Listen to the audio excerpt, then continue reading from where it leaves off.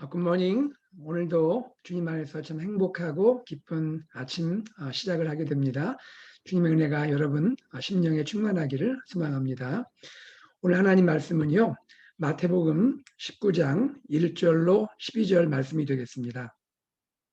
마태복음 19장 1절로 12절 말씀을 제가 읽도록 하겠습니다.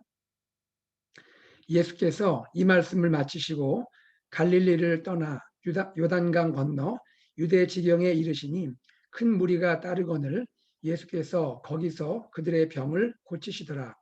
바리새인들이 예수께 나와 그를 시험하여 이르되 사람이 어떤 이유가 있으면 그 아내를 버리는 것이 옳으니이까. 예수께서 대답하여 이르시되 사람을 지으시니가 본래 그들을 남자와 여자로 지으시고 말씀하시기를 그러므로 사람이 그 부모를 떠나서 아내에게 합하여 그 둘이 한 몸이 될지라 하신 것을 읽지 못하였느냐. 그런즉 이제 둘이 아니요 한 몸이니 그러므로 하나님이 짝지어 주신 것을 사람이 나누지 못할지니라 하시니 여짜오되 그러면 어찌하여 모세는 이혼 증서를 주어서 버리라 명하였나이까. 예수께서 이르시되 모세가 너희 마음의 완악함 때문에 아내 버림을 허락하였거니와 본래는 그렇지 아니하니라. 내가 너희에게 말하노니 누구든지 음행한 이유 외에 아내를 버리고 다른 데 장가드는 자는 간음함이니라. 제자들이 이르되 만일 사람이 아내에게 이같이 할진대 장가들지 않는 것이 좋겠나이다. 예수께서 이르시되 사람마다 이 말을 받지 못하고 오직 타고난 자라야 할지니라. 어머니의 태로부터 된 고자도 있고 사람이 만든 고자도 있고 천국을 위하여 스스로 된 고자도 있도다. 이 말을 받을 만한 자는 받을지어다. 아멘. 예수님은 갈릴리를 떠나서 요단강 건너 유대 지경으로 옮기시게 됩니다. 그리고 그곳에서 사람들의 병을 고쳐주시죠. 그런데 그때 바리새인들이 예수님께 나와서 예수님을 시험합니다. 바리새인들이 어떻게 예수님을 시험할까요? 3절의 내용입니다. 사람이 어떤 이유가 있으면 그 아내를 버릴 수가 있겠습니까? 어떤 이유가 있으면 그 아내를 버리는 것이 옳습니까? 이것은 이혼에 대한 질문이 되겠는데요. 예수님 당시에 그 이혼에 대한 이슈는 아주 민감했습니다. 정치적으로는 여러분 이미 나눈 대로 세례 요한의 그 죽음에 발단이 된 것이 그 이혼과 관련이 있죠. 헤롯 왕과 헤로디아의 그 이혼 그리고 부정한 결혼 그것이 그 당시 백성들 사이에 아주 민감한 이슈였던 것이죠. 또 예수님 당시에는 율법을 해석하는 두 그 주요한 학파가 있었어요. 한 학파는 힐렐 학파라는 이름을 가진 학파고요. 또 한 학파는 샴마이 학파라는 그러한 학파인데요. 힐렐 학파는 무엇을 이제 주장하냐면 이혼의 조건에 대해서 좀 더 열려 있습니다. 반면에 샴마이 학파는 이혼의 조건을 매우 제한적으로 여기는 그런 입장을 취했습니다. 그러므로 이런 당시의 상황을 잘 알고 있는 바리새인들이 이것을 이용해서 예수님을 지금 시험하려고 하고 있는 거예요. 자, 예수님 어느 것이 옳습니까?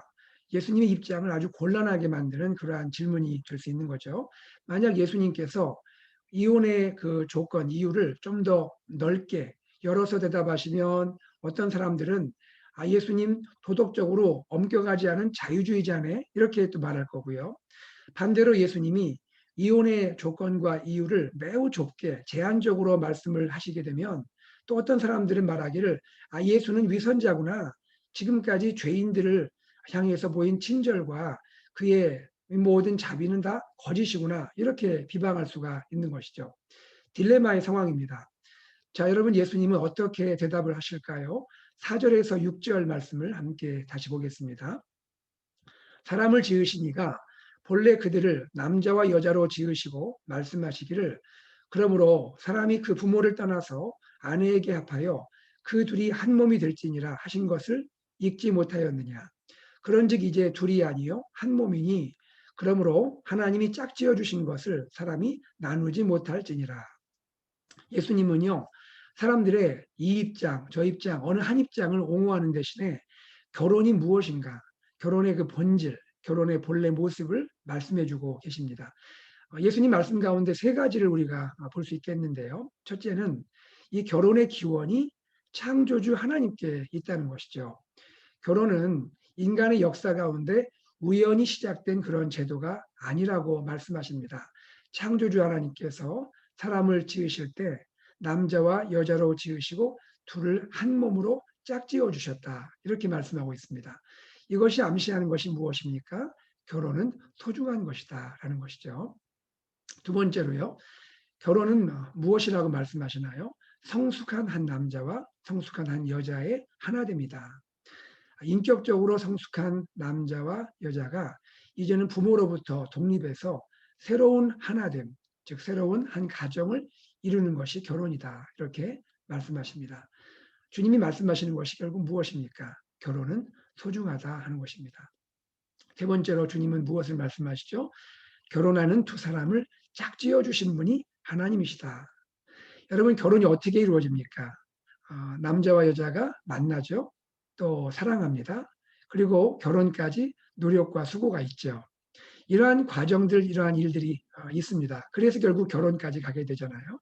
그러나 이러한 그 사람들 사이에 많은 과정과 이러한 또 진행되는 일들이 있지만 우리가 보이지 않는 하나님의 섭리가 그 안에 있다라는 것이죠.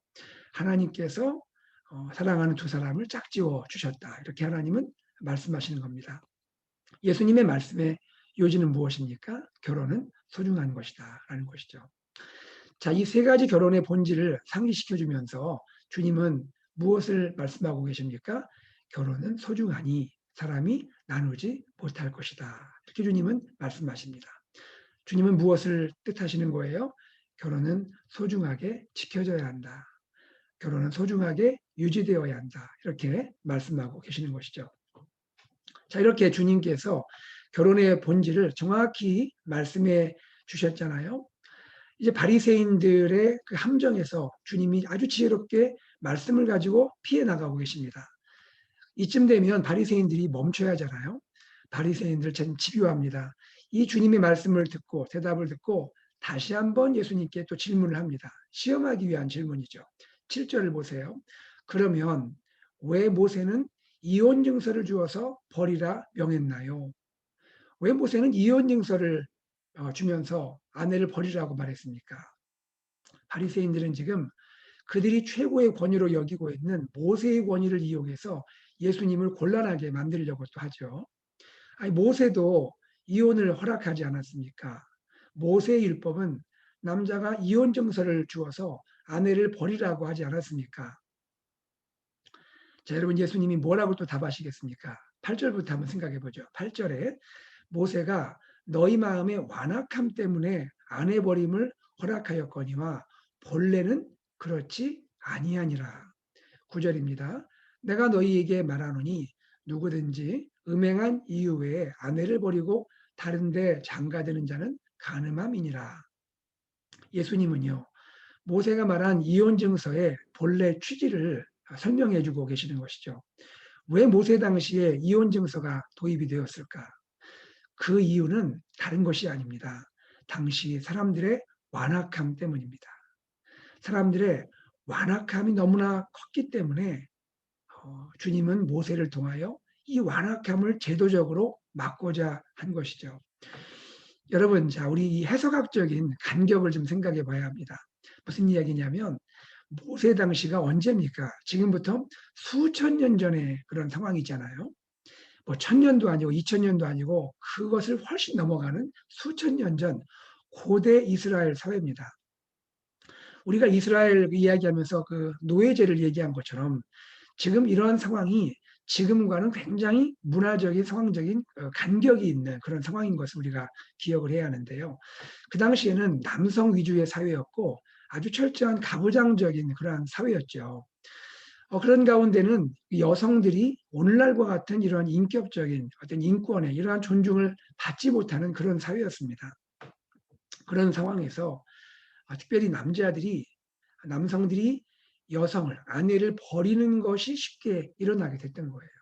지금은 상상할 수도 없는 일이지만 그 당시에는 이것이 엄연한 현실로 존재했던 것이죠. 아내가 마음에 들지 않잖아요. 그러면 이런저런 이유를 들어서 구실을 잡아가지고 아내를 버리는 거예요. 그러면 버림받은 아내 어디에 하소연할 수가 없습니다. 이 억울하지만 그것을 누구에게 말할 수가 없습니다. 보장받을 수가 없는 거예요. 더욱이 그 당시에 여성들은 경제적인 이 생존 수단, 그 생활 수단, 독립 수단이 전혀 주어지지 않은 상황입니다.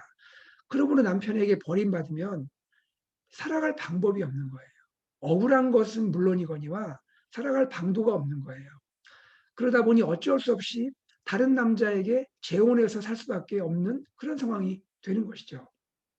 당시 사회적 약자였던 이 여성이 인격적으로 존중받지 못하고 경제적으로 이렇게 보호받지 못하는 이러한 아픔이 현실이었던 것입니다. 물론 이러한 현실은요, 당시 이스라엘 주변의 민족들을 보면 그것은 더 심각했죠. 얼마나 정말 인간의 그런 인격이 보호받지 못하는 상황이 주변 이방인들 가운데 많이 일어났겠습니까? 이런 가운데 하나님은 모세를 통하여 이혼 증서 제도를 시행하게 하신 거죠. 사람들의 완악한 마음을 막기 위함인 거예요. 특별히 남성들이 함부로 아내를 버리는 일을 금하도록 하나님이 하신 것이죠. 그 당시에는요, 남성들이 말로, 구두로 나는 이제 내 아내를 버립니다 하면 그것으로 그냥 다 인정이 돼버리는 그런 상황이었던 거예요.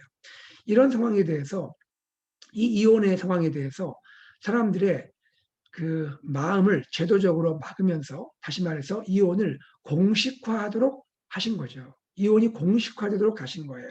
다시 말해서 이혼에 대해서 사람들의 공식적인 인정을 받도록 나름대로 이러한 절차를 세워 이것이 진행되도록 하신 겁니다.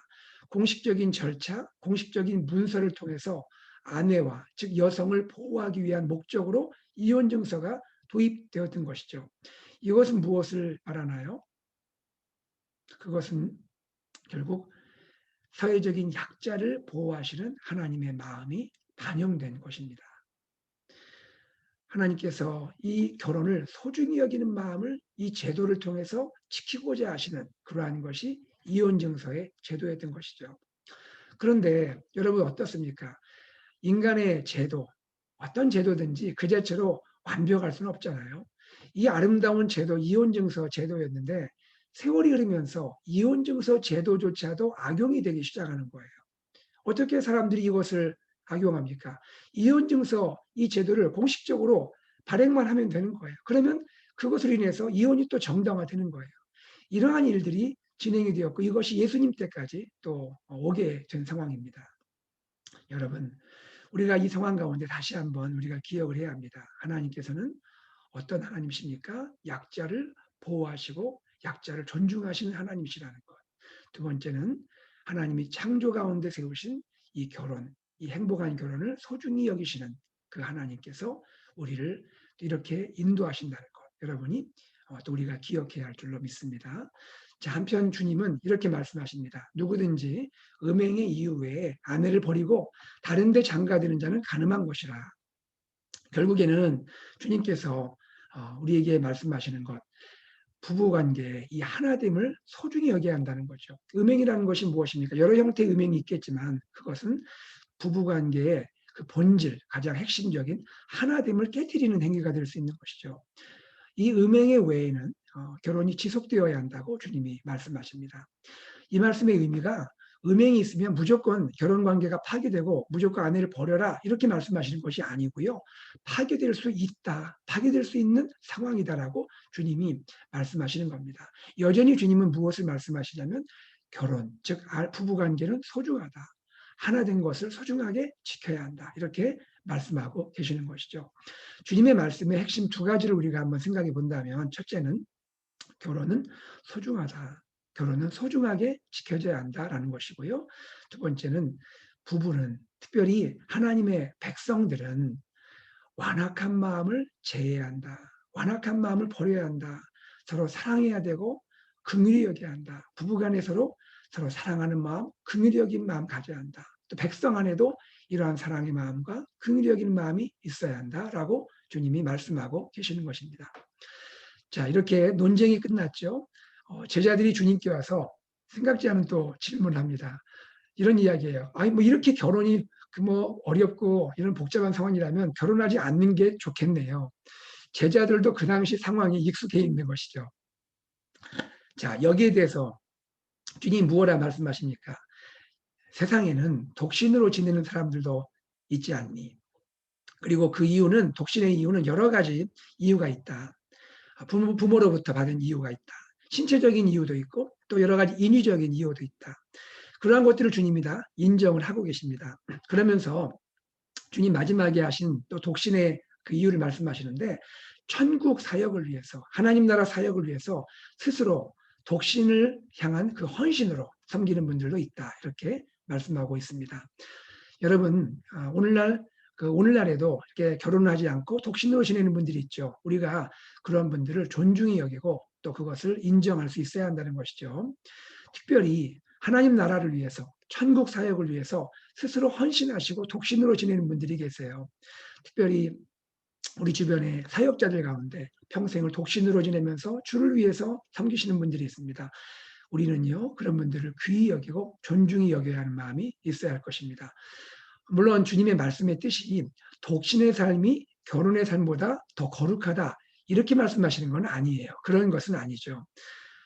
독신으로 지내게 되면 아무래도 자유롭게 또 여러 가지 매이지 않고 주를 위해서, 하나님 나라를 위해서 섬길 수 있지 않느냐, 이렇게 말씀하신 것입니다. 자, 그러므로 우리는 독신으로 지내는 것도 귀하게 인정을 해야 되고 또 결혼을 통해서 주님을 섬기는 것도 귀하게 인정을 해야 하는 것입니다. 말씀을 맺겠습니다. 특별히 오늘 우리 주변의 상황은 예전과는 많이 또 다르죠. 우리 주변에는 우리 주변에 여러 사람들을 대하면서 결혼의 아픔을 겪는 분들도 계시고, 이 아픔 가운데 회복하고 계신 분도 계시고, 이 과정 가운데 다시 새로운 출발하시는 분도 계십니다. 회복이 있고 그 가운데 아픔도 있고요. 또 우리가 기도해야 할 부분도 있고, 또 나 자신이 나를 돌아보면서 죄를 회개하고 하나님께 나가야 할 부분도 있습니다. 또 그리고 다시 새 출발을 우리가 격려하고 또 세워줘야 할 부분도 있는 것이죠. 여러 가지 상황들이 현대 사회에서 많이 발생하고 있습니다. 이런 가운데 우리는 비난과 정죄와 그런 눈이 아닌 우리가 사랑과 또 아픔과 함께하는 마음을 갖고, 그러나 나 자신에 대해서 돌아보고 또 때로 우리가 회개하고 하나님께 회복되는 이러한 일들이 우리 가운데 있어야 되고 우리 공동체 가운데 우리 주변에 있어야 하는 것입니다. 우리가 이러한 마음 가지고 서로 사랑하는 마음 또 세워주는 마음 있어야 할 줄로 믿습니다. 오늘 말씀을 우리가 다시 한번 정리하면요, 두 가지로 생각할 수가 있습니다. 첫째, 주님 무엇라 말씀하십니까? 결혼은 소중한 것이다. 결혼은 소중한 것이다. 나의 결혼 생활 가운데 행복을 지켜가야 되고, 행복을 위해서, 정말 결혼을 위해서 우리가 헌신하고 희생하는 마음으로 남편이 아내를, 아내가 남편을 섬기고 사랑해야 한다 하는 것입니다. 두 번째, 우리는 무엇을 가져야 합니까? 우리 안에 혹이라도 완악한 마음이 있다면 버려야 한다는 것입니다. 악한 마음을 버려야 한다는 거예요. 사랑의 마음, 또 긍휼의 마음, 불쌍히 여기는 마음이 우리 안에 있어야 한다. 그것을 주님이 말씀하고 계시는 것입니다. 이러한 행복한 결혼, 행복한 부부의 모습, 이러한 행복한 우리의 삶의 모습이 우리 안에 있기 바라고, 그러한 마음으로 또 사람을 바라보고 사람을 대하고 섬기는 우리의 삶이 되기를 원합니다. 우리 AKPC 공동체가 이 시대를 살아가면서 그러한 주님의 마음 가지고 서로 사랑하고 섬기고 또 품어주고, 또 우리가 그렇게 바르게 또 행복하게 가정을 이끌어가는 공동체가 되기를 예수님의 이름으로 축복합니다. 함께 기도하겠습니다. 하나님 아버지, 주님의 은혜와 사랑을 감사드립니다. 아버지 하나님, 오늘 주님께서 바리새인과 예수님의 이 논쟁을 통하여서 우리에게 말씀하신 것을 우리가 다시 한번 기억하기 원합니다.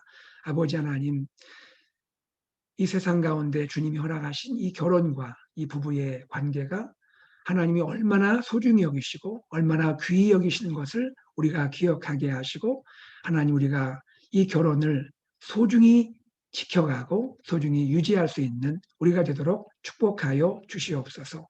때로 우리 마음에 하나님 은혜를 더하시고, 때로 우리 마음에 서로 사랑의 마음을 부어주시고 긍휼히 여기는 마음을 부어주시고, 하나님 서로 사랑하게 하시고 때로 불쌍히 여기게 하시고, 우리가 서로 남편과 아내가 남편을 이렇게 존귀히 여기고 또 사랑함으로 부부관계가, 결혼관계가 잘 유지되도록 인도하여 주시옵소서.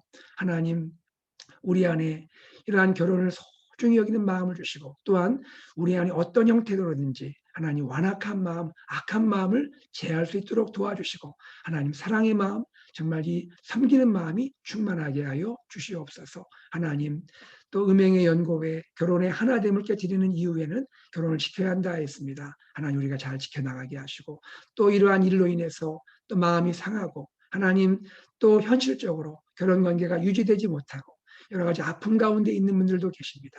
주님께서 긍휼히 여기시고 사랑해 주시고 감싸 주시고 위로해 주시되 하나님 또 우리가 우리 자신을 돌아보고 때로 하나님 앞에 우리가 회개하게 해 주시고 또 다시 한번 출발하게 하시고 그렇게 또 새롭게 회복되는 가정들을 위해서 우리가 위로하고 사랑하고 격려하며 함께 주의 나라를 이루어갈 수 있도록 인도하여 주시옵소서.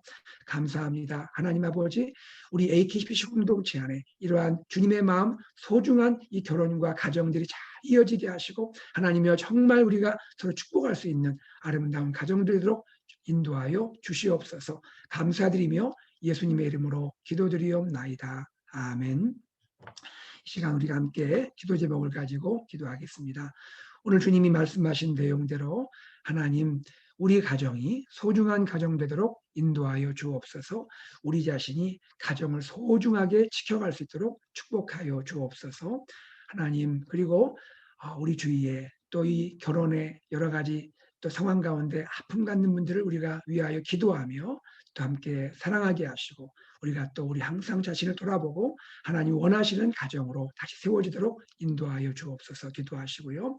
우리 부부간에 또 가정 안에 교회 안에 하나님 완악한 마음들 하나님 보시기에 기뻐하지 않는 이런 악한 마음들은 조금이라도 있지 않도록 하나님 제거하여 주시옵소서 기도하시기 바랍니다.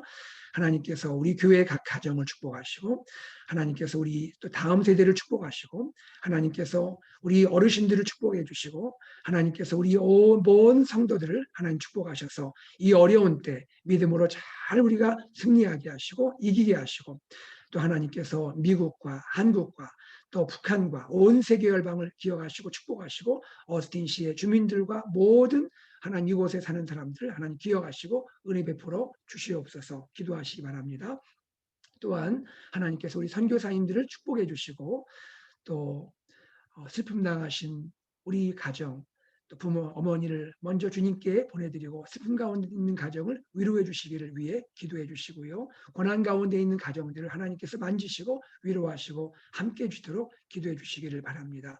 우리 교회가 이 마지막 시대에 하나님의 영광을 드러내는 그리스도를 증거하는 교회가 되도록 축복하여 주시옵소서. 우리 다 함께 우리 기도하고 각자 우리 일상으로 나아가겠습니다.